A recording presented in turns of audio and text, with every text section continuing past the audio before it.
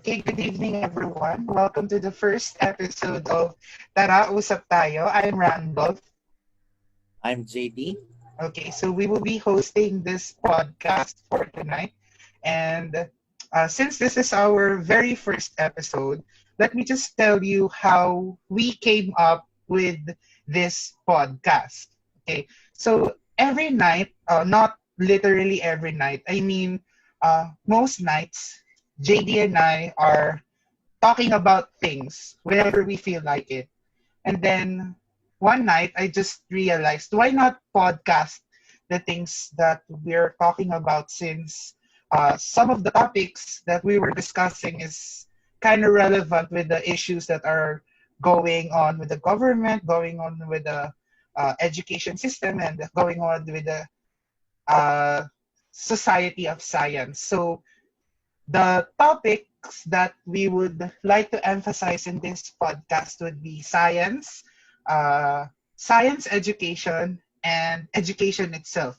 But we won't be closing ourselves to other topics like social trends, social issues, and etc. Okay, so let's start off. So for this first episode, JD, what is our topic for tonight? Our topic for tonight is migrating education online, and that is migrating education at home. Dahil sa nangyari ngayon sa COVID, no, matinding epekto nito sa education. So almost every academic institutions is migrating education to online na. Many people think that ima-migrate mo lang naman yung lesson plan mo sa online. But actually, no. Diba? When you talk about curriculum, migrating education online is also a curriculum change. Right, that's Kasi yung right. mode of mo magbabag. And of course, the location. Yes, Madami ka nang that's right. i-consider. Kasi di ba kapag face-to-face ka, ang i-consider mo lang is classroom management. Eh ngayon, hindi na same setting yung mga bata eh. Yes, that's right. They have different homes, different situations. Kaya yun. That's why we're Yes. going to talk about that tonight. Well, I kind of commend one thing that ang gusto kong i-commend yung ating educational system, both in the basic ed and in the higher education, is that uh, they are trying to continue education amidst the problem. Parang they don't want education to stop, which is good. I mean, in my point of view, I think education should not be sacrificed to the max, right? So I think it's right that the department or the commission on higher education are looking for ways to still continue educating the youth amidst the problem.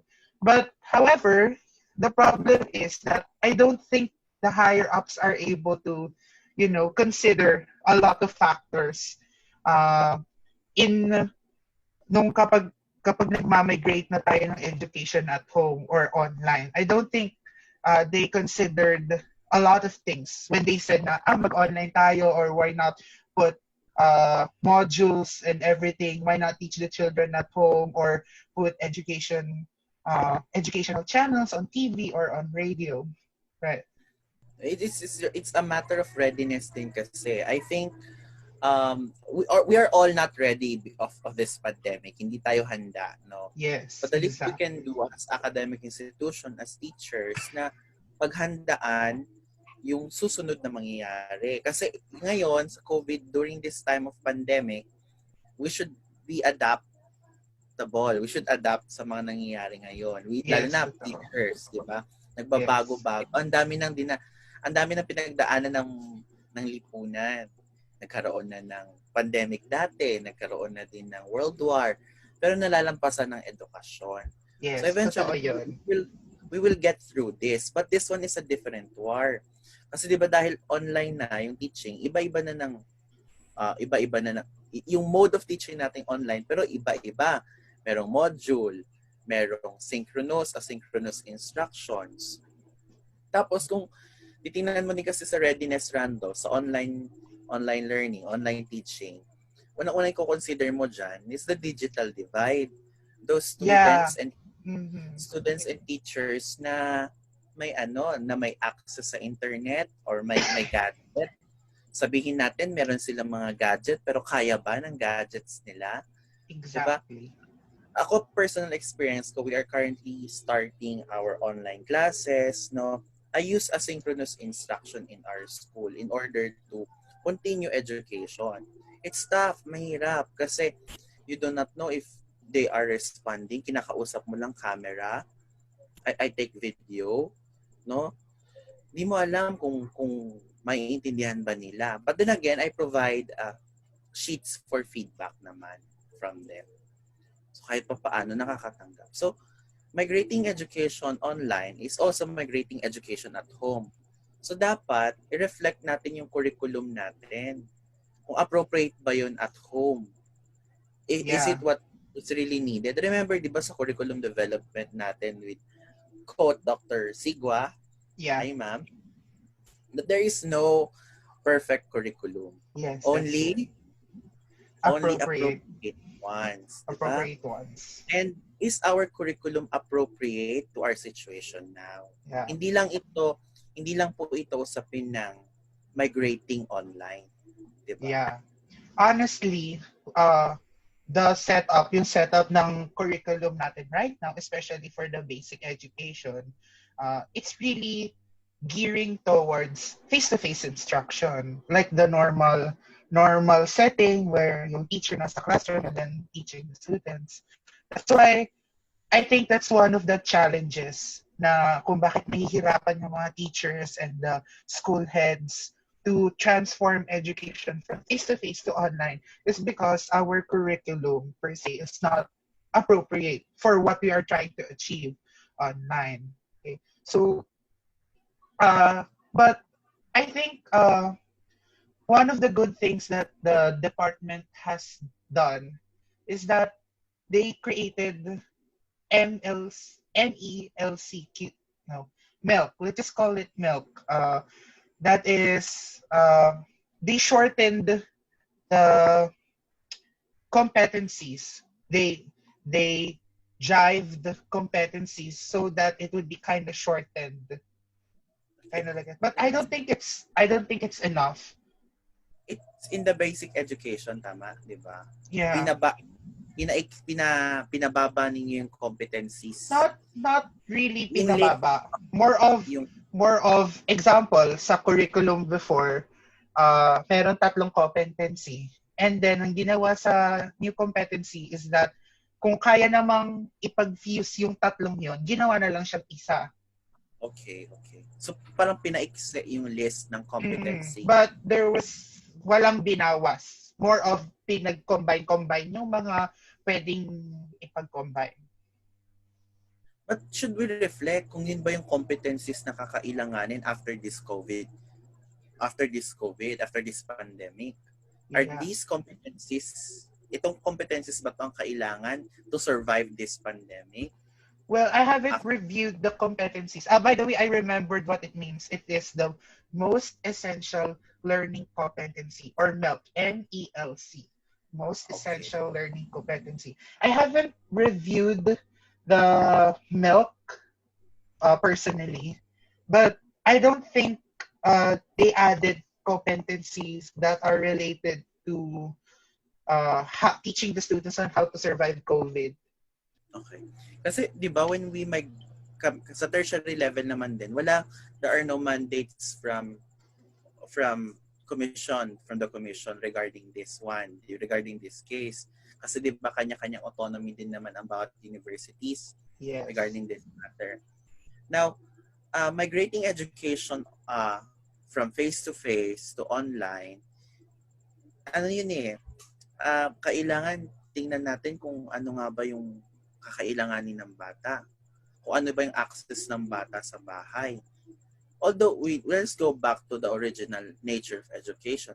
Education always starts at home. That's true. Diba? Ngayon, we're bringing education back at home in a different way. Yeah. Diba? Before sending as parents, before sending your kids to school, tinetrain mo muna yan sa bahay.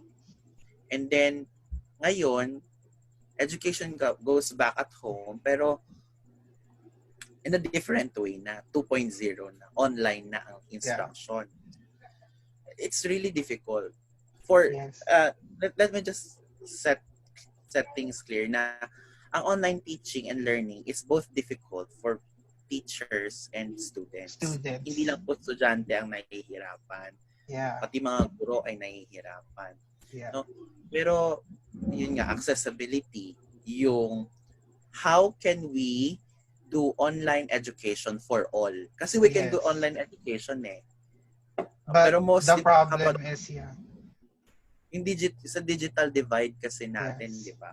Yeah. I So, mean, hindi isa yun sa mga kinakaharap ng mga students right now, especially coming from a public school and a state university. Let's face it, not all of our students are gifted in terms of money.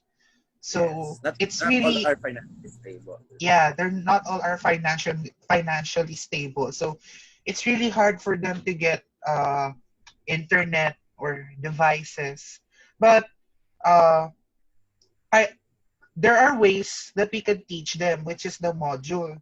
But I don't think that that would be enough because a module still needs reinforcement from the teacher. Yes. And how can we give the reinforcement if we cannot talk to our students?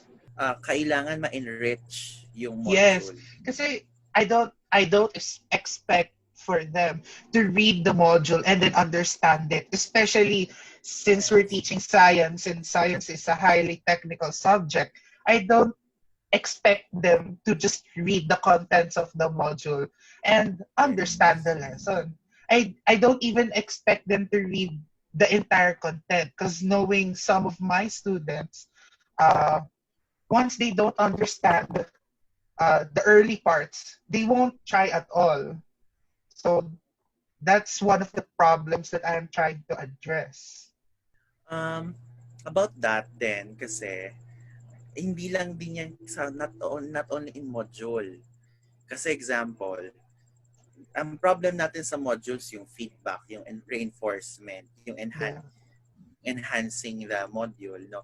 Pagdating din sa asynchronous instructions using video recorded, kasi, di ba, you are doing module, I'm doing pre-recorded lectures. I upload it in our group. I am not sure kasi I can only see them viewing it. I do not yeah, see comments regarding it. comments. So what I had to do was, one of the clips along the video, may tanong ako doon na challenge. Na pag napanood nila, masasagot nila, they will attempt to answer. And then eventually, there are some students who tries to answer it at the comment section, which is good. Kasi kahit papaano, na-assess ko approximately kung ilang students nga ba yung nanonood at sinusubukang sagutan yung mga challenges na pinopost ko. But the problem is, paano kung kinokopya lang niya yun sa Yes, totoo yun. class? Alam mo, ang dami kong nakikita sa social media, specifically sa TikTok. 'Di ba? A lot of TikTok users are from the US. And then, yung mga college students doon, before they end the class, parang before the classes are stopped, they were trying to do online classes with their professors. And then nakikita ko yung, alam mo yung phone nila, tinututok nila doon sa sa Yeah. webcam ng laptop, and then may mukha nila yung phone, and then they're doing other things. So it's not that I don't trust the students, but you can't help but think na you're wondering if they're really watching your videos, or are they just there, pinipay lang nila yung video kasi hindi naman nila pinapanood, nagsa-cellphone lang sila. Ganun. Oo, that's struggle for the students. Kasi hindi na natin alam kung, di ba? Kasi as teachers, di ba, we should appeal to the students that we are trying our best and they should also try their best in continuing education. Hindi naman pwede na tayo lang. We should meet halfway. But then again, no, di ba sa curriculum development, there are different stakeholders of education. tayo mga teachers, students, as well as society. So dapat itong opening ng mga classes na to, dapat kinoconsult ang mga students, even parents, Yes. Yes. regarding this opening. Kung kaya po ba ng pamilya ninyo, kaya po ba ng mga estudyante, kaya po ba ninyo suportahan ng online learning? It's tough. Speaking of that, alam mo, medyo ironic yung ginawang survey ng department about that. Yung nagpa-survey sila sa teachers, sa parents, na if they have internet connection, if they have devices. And guess what? Saan nila ginawa yung survey? Sa internet. So, syempre, yung mga may internet, yung mga nakapagsagot doon. So, syempre, ano magiging results nun? Diba? Ang daming surveys na kumakalat ngayon regarding that readiness, not different academic institutions, different people doing that. Pero ang naaabot lang nun ay yung mga may internet. Yes, may oo. That's why it doesn't mean na nakasagot yung student or yung teacher. It doesn't mean stable ang kanyang Wi-Fi. Yes. What if that person or that teacher, that student is just using a data, free data, or a data that is not sufficient enough for online learning? That's why, nung nireport nila na may nabasa kong report from the department that the teachers are ready, the students are ready for online learning. Medyo natawa ako kasi sabi ko, how sure are you that the survey is valid, is accurate? Because you conducted it online, those surveys only reach those teachers or those students who had internet access. How about those students who doesn't have internet access? Or hindi man lang nila narinig na may pa-survey pala ang department. That's true. Now, kung titingnan din kasi natin, Randolph, let's go to different countries. Di ba magkasama tayo? Were you there when we attended a webinar series by Ma'am Vic, wherein China increased their Yeah, I've heard. That was Coffee Talks. I was there. Di ba in-increase ng China ang Mbps from 25 Mbps to 100 Mbps. Free of charge. Not free of charge. It's walang increase sa bayad. So, kaya ba yon ng bansa natin? Kaya ba yun ng country natin to increase the Mbps? Ayun nga. Kasi pag nag-umpisa na itong sabay-sabay nag-online learning, maaaring magkaroon ng traffic. Diba? Yes, so, it's hindi yung traffic sa baka isipin na makikinig traffic. Airlink. Yeah. Yung traffic to. Ang China nagawa yun. Tayo hindi naman China.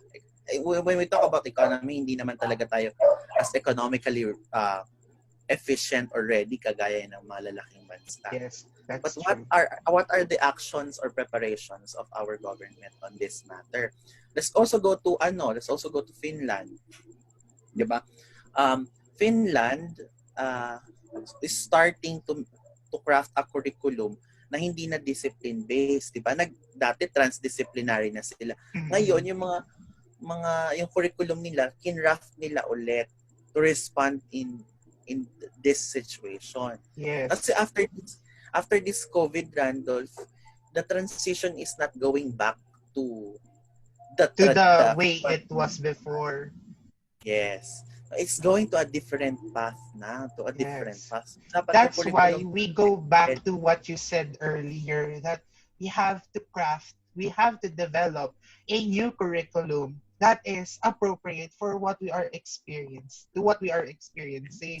Because currently our curriculum is gearing towards face-to-face setting. Yes. Pero sana hindi nila gawing bahala na si teacher. Kasi ang nangyayari, si teacher na bahala mag-translate nun sa online learning. Sana hindi gano'n. Sana suportahan pa rin tayong mga guro na mga nakatataas kung paano ba natin to gagawin. Example,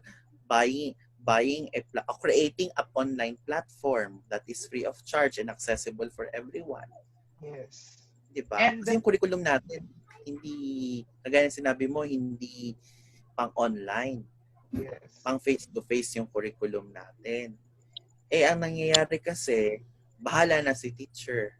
Yes, and I've been hearing a lot of uh, parang sinasabi ng mga tao na we have to be creative as teachers. We have to be creative. I mean, that's a given. That's already a given. Yes, we have to be creative as teachers on how we're going to develop the lesson. Pero kasi, our creativity is not enough. I mean, the effort of the teacher is not Yes. enough for this to work. We still need the support of the higher ups. Yes. So, hindi natin to kaya, itong laban na to, para ituloy itong edukasyon na to, ay hindi lang to laban ng nating mga guro. Laban to ng estudyante, laban to ng lipunan, laban to ng pamahalaan, laban nating lahat to. Kasi we cannot stop, hindi naman natin pwedeng pigilan ang i-close down for one academic year din ng education. Kasi, di ba, pwede magkaroon ng lagging sa mga bata. Yes, We totoo cannot yun. do that too. Kailangan, paano pag may COVID, wag naman sana, no? Paano pag nagkaroon ng different case next year? Are we going to stop again the education? Yes. Di ba nga, a good curriculum is a responsive curriculum. Responsive to the changes in the society. Society. Oh. Ngayon, naaalala ko yung mga inaaral natin sa curriculum development bigla. I love you, Ma'am Sigwa. Okay. Hi po. Sana mapakinggan niyo po to. Okay. So, looking forward to invite you here, ma'am. and another thing, yung napansin ko from what we are experiencing. Alam mo ba yung mga nakikita mong post ng parents na the parents are demanding compensation? Parang nakalagay doon, bakit hindi daw hatiin yung sweldo ni teacher ibigay sa parents? Total naman daw, parent, may ganon. Parang nakalagay doon na parents should take the half of the teacher's salaries. Kasi daw, yung parents naman daw ang magtuturo sa bata at home during the module session. So, what's your take on that? Wow. Kasi, di ba, the parents are the first teachers and teachers are the second parents. But I don't think na kailangan pang hatiin ang sahod kasi gampanin mo yun bilang magulang na turuan ng iyong anak para naman sa kinabukasan yun ng iyong anak. I know that we are all struggling to, no, financially, but being a teacher is a difficult task. Hindi lang naman iyon tungkol sa pagtuturo. Yes, diba? That's true. Yeah, you cannot have it. Example, paano kapag si teacher nagtuturo ng 60 na estudyante? Totoo yun. Yung lahati ng sahod niya, hatiin ng 60 na magulang. Yun nga eh. That's not that's not proper naman. Plus, I think in the profession, in the teaching profession, teaching the students is just a very small percentage of what we really do. In terms of work, yes. Yeah, in terms of work. Sa pagtuturo, teaching is the easiest part. Yes. Diba? Totoo yun. Teaching is the easiest part. But what goes behind for us to deliver the lesson and for us to assess the students, that's the hard part. Yung preparation mo, matinding preparation yan. Lalo na sa DepEd, sa Basic Ed.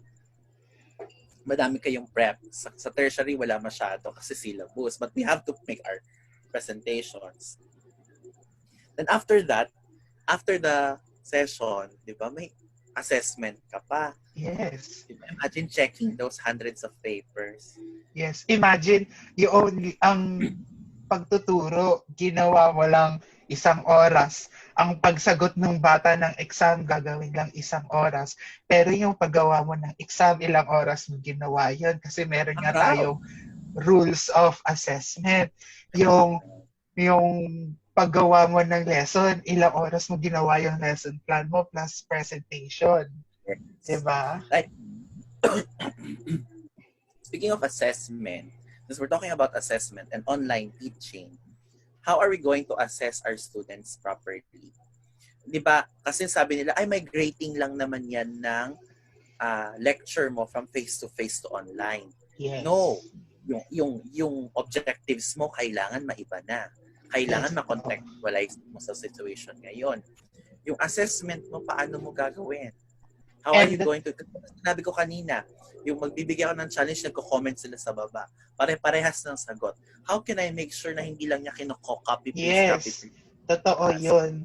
Your assessment should not be defeated. And dahil nga hindi natin monitor yung students, we could not accurately assess if they are learning or not. There are good education platforms, no? But I believe, no, what if, this is just a suggestion, whoever can hear this, na what if the department or the commission creates a team of IT experts and educators that can create an online platform accessible for everyone. Yung hindi kagaya, 'di ba meron kayo sa DepEd yung what do you call it? What? Yung DepEd Commons. Yeah, DepEd Commons. Ang laman doon ay modules, tama ba? Yes, modules, instructional materials. But what if, is that accessible for students? I don't think so. I think yes, it's accessible. Okay. Not Regarding sure. that, bakit I think it would be better if they create a team, create an online platform that can be accessible for teachers and students and parents as well, to assure that education continues. 'Di ba? Para uniform yung gagamiting platform. Yung hindi yung iiwanan mo si teacher na kanya-kanyang gamit ng Zoom, gamit ng Google Meet, gamit ng iba't ibang Yes, sorry nabanggit ko yung mga iba't ibang apps, online online applications para makapag-communicate. Kasi right now we need support.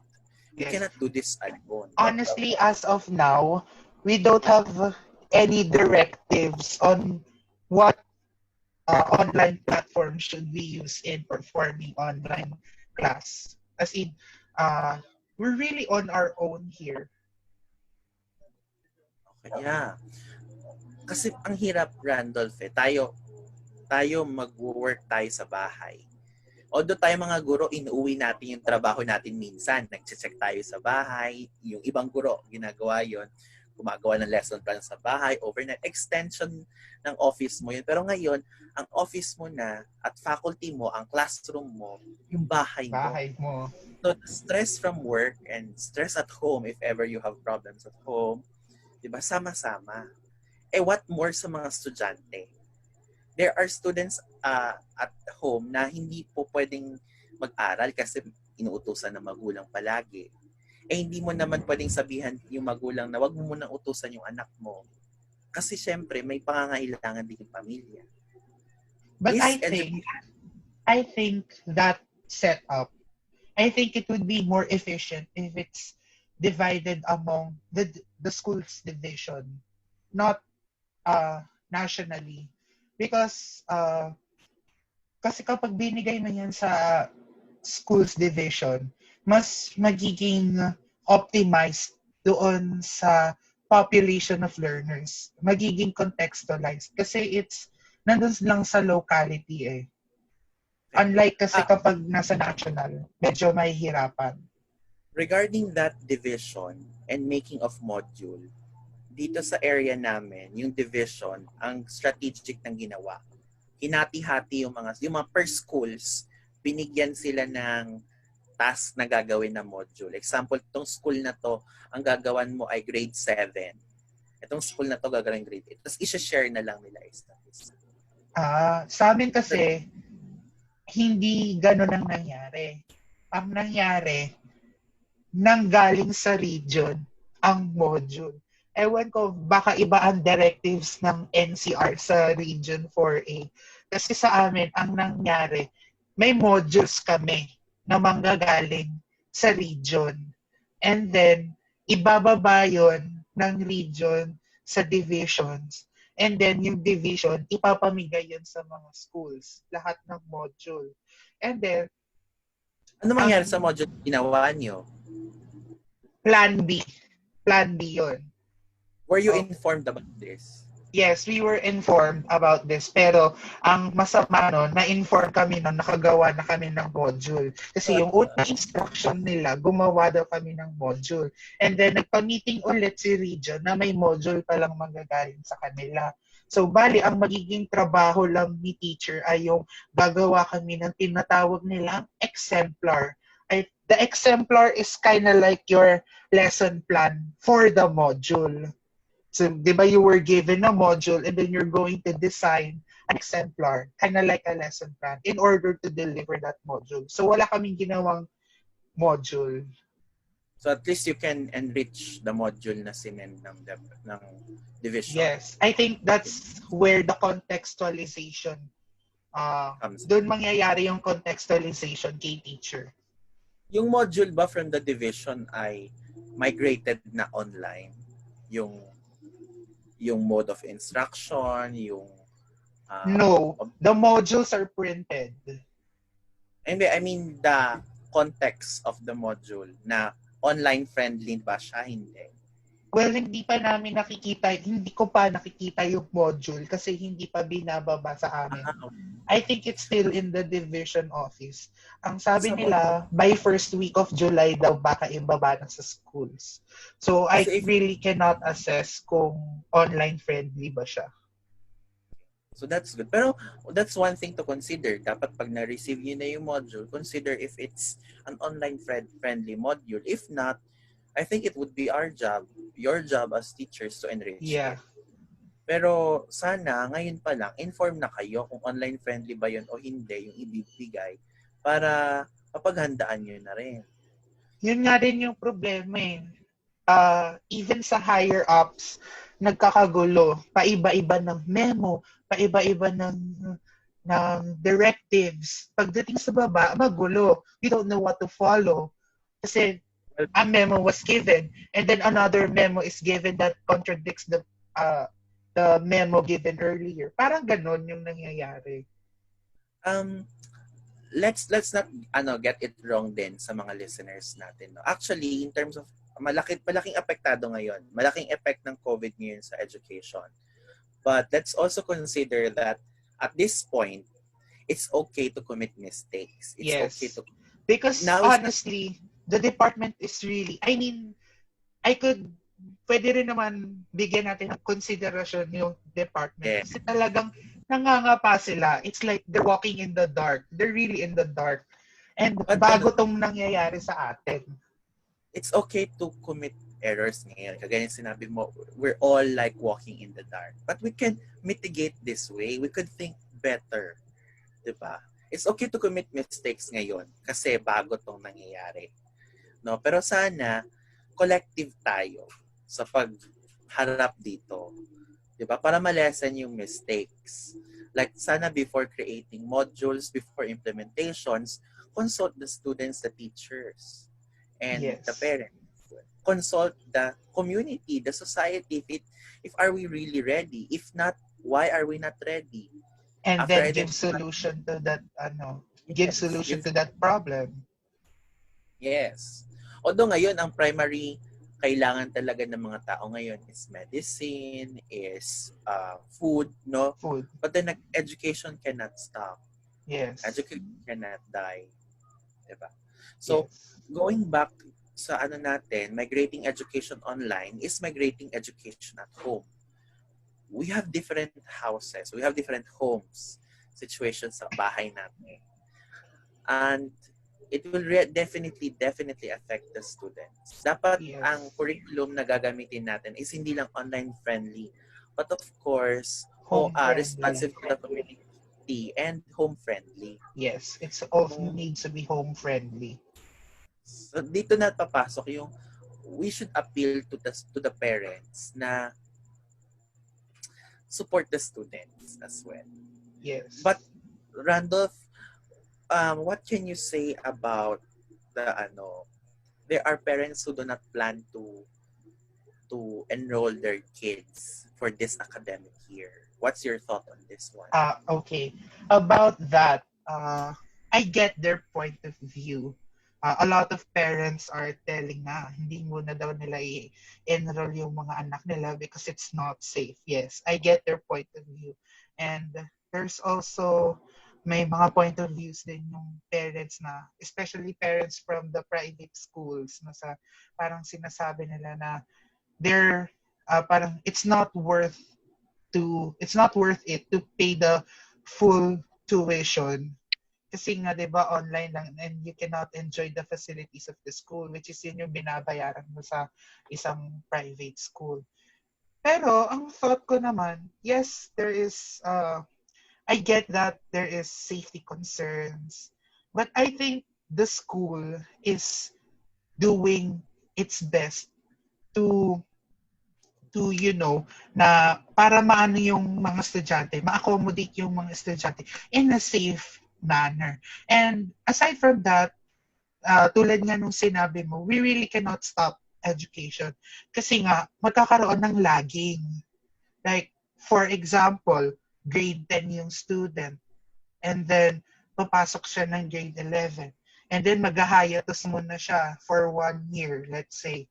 And then pagpasok niya ng grade 11, it's really hard to say if that student still remembers the essential knowledge that he or she will need in order to survive grade 11. So yun lang yung medyo worry ko. Okay, so doon na Yes. papasok yung in order to maximize the learning, the parents should also be involved in teaching the students. Kasi nga Yes. dahil limited na yung face-to-face, the parents uh, hindi nila pwedeng asahan si teacher na sila na lang yung mag-deliver ng lesson. Kasi sa face-to-face setting, ganun yung nangyayari, di ba? In reality, inaasahan tayo ng parents na turuan yung mga anak nila. Pero dahil nga limited yung pagkikita ng students and ng teacher, we also need their help. But then, there comes another problem. Not to, for our listeners out, uh, we're just talking about reality here. The reality is, not all parents are capable of teaching certain topics. For example, uh, what if your student is grade 10 and then mathematics, diba? Mathematics. You cannot expect the parents or you cannot expect all of the parents to teach math, Yes. especially in the grade 10 level na medyo complicated na yung math nila, 'di ba? So doon medyo nagkakaproblema. Oo. And of course, the social stratification, the economic background of the family, we cannot blame them. Yes. And We cannot, another thing is that not all of our students have parents at all. yeah.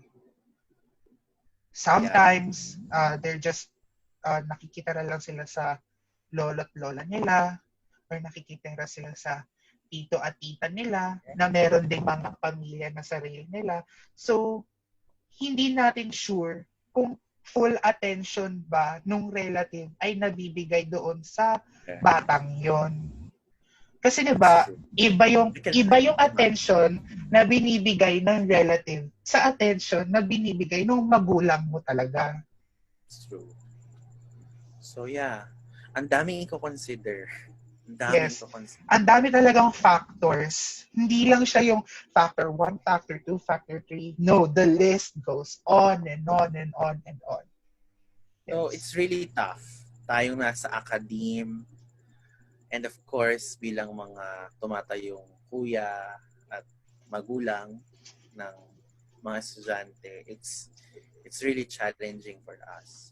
For those parents or for those students who cannot enroll, as much as we want them to enroll, di ba? We Yeah. cannot speak for them.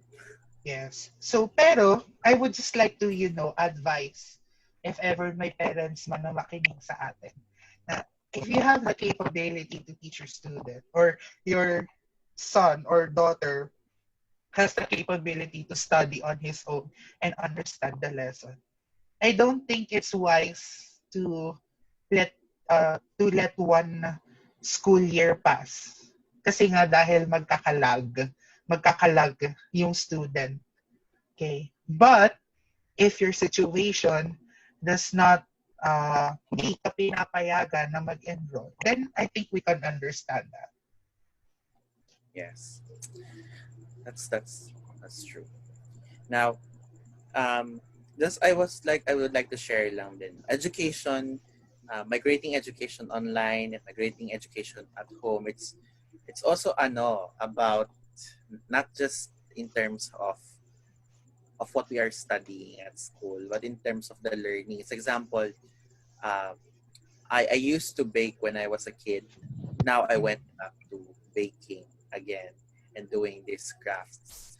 I think that um, that is an education that is needed at home na kailangan suportahan ng magulang sa mga Yeah. anak nila, sa mga bata, may mga practical life skills na Yes. maituturo sa kanila. I think alam mo yung nangyayari sa uh, sa mga post ng isang professor natin, yung ating beloved professor na Yes. tinuturuan yung mga anak niyang mag-plant, Yes. mag-gardening, magluto, 'di ba? So I think Lord. that's really I think one magandang chance ngayon na COVID, we are in a uh, quarantine. They're in a quarantine. I think it's a really good chance to teach the students life skills. Yes. Because after all, diba, the nature of education before started at home. Yes. Education starts at home. Now, it's going back there again. Yes. No, para tayong Especially pansin mo yung education natin ngayon, wala nang hindi na tinuturo yung hindi na gano'n na emphasize yung life skills. Unlike yeah, before, 'di ba, may gardening, may Ngayon kasi more on the academics which is also important, ha. Don't get me wrong, it's important. okay. But I think life skills is also important. It should not be taken lightly. Yeah. Yes. And it should be taken seriously by everyone. Yes. You know, uh what's happening right now is very devastating, but for other families, for other students at home, they are learning a lot. May natututunan yung mga bata, 'di ba? But for those students that um there are also students who are facing a lot of problems, like um di naman sa no, this is a very sensitive issue, like abuse is increasing at home. Mm-hmm. Yung mga bata na ang escape na nga lang nila ay school School. ay nagsara pa, ngayon nasa bahay sila nandoon. So Yeah. I hope these students ay matulungan at masuportahan din ng department, ng commission, ng Yeah. pamahalaan. We cannot identify these students. Di ba? Yes. Kasi pag nasa school ang estudyante, Parang they seem okay normal, sila. Mm-mm. okay. But at home, we do not know. Yeah. So we cannot keep on demanding our students then na mag-online class. Kasi we do not know their lives at home. Yeah, I think that's also a factor. Yung buhay ng estudyante when they're at home. Because we really can't say if their life is easy. Yeah, speaking Yes. of abuse, I don't think it would be very conducive for learning if there's abuse happening inside the household. Yes. Bukod sa ang hirap na magturo online, ang hirap mag-aral online, yung factor pa ng environment mo na nandoon, na prone ka sa abuse, 'di ba, sa area mo. I don't think learning will happen. Yes. 'Di ba? Tapos yun pa pala, yung frustrations, yung stress, depression. I know ngayon na yung iba sa atin nasira ang body clock. no? Nasira Totoo. yung body clock natin because depression increase, the stress hormones increase, Yes. 'di ba? And if it increases, it affects your sleep. Now, yung mga bata kasi nakikita ko din those students that post on Facebook or online that nagte-take na ng online classes. They are stressed. There's a student who actually messaged me that mas stressed pa po ako sa academics namin kaysa sa nangyayari. I hope teachers know we teach students not very light, no, but we teach them na hindi dapat hindi ka dapat magsilbing stress sa kanila. Yeah. We should dapat magsilbi tayong inspiration sa mga estudyante natin because they're already stressed with what's happening. Diba? We do not know if one of their relatives or they are diagnosed with COVID-19. We do not know that. Diba? So So the least we could I think it's also part of our job to be lenient at this time. I mean, we have to consider that hindi lahat ng bata ay uh, emotionally emotionally strong yes. kasi. So, I think we have to be more lenient when it comes to teaching them right now. Kasi, yes, I know, alam ko naman yung we need to uphold discipline. We have to teach them about timeliness, diligence. Yes. I think we could still teach those values without being too strict. I mean, with still giving leniencies on them. Or bombarding them with a lot of Things to activity. do. No? After all, di ba, baka hindi lang yung ginagawa ng bata sa bahay. Baka naglalaba yan, nagluluto, nagbabantay ng kapatid, sabay-sabay. We do not know. Yes. And I think also, speaking of migrating education at home, I think it's also suggestion lang. I think it's also wise to make the activities fun, Yes. diba? And home-based. And home-based. Fun and home-based. Especially in our field of expertise, science, diba? Ang dami natin pwedeng ipagawang experiments at home.